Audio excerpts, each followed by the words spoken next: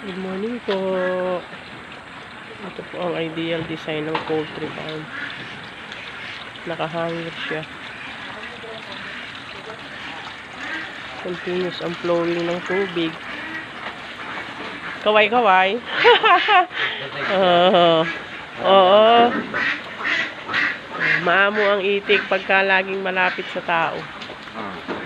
Kaya nga, ang ganda ng ideal design. Nakahangir siya.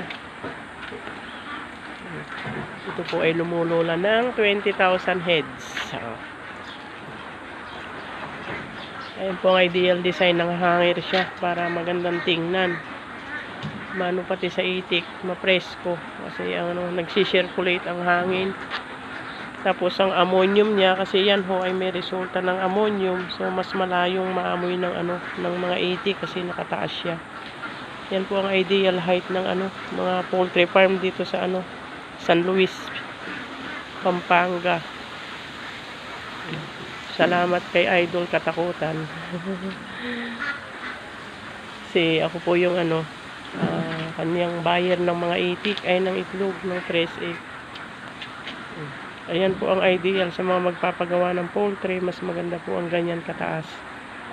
Para yung amoy ng dumi niya hindi masyadong ng mga itik. Kasi may ammonia po yan. Iepektuhan ng mga itik itong mababa. Hanggang sa muli, Idol.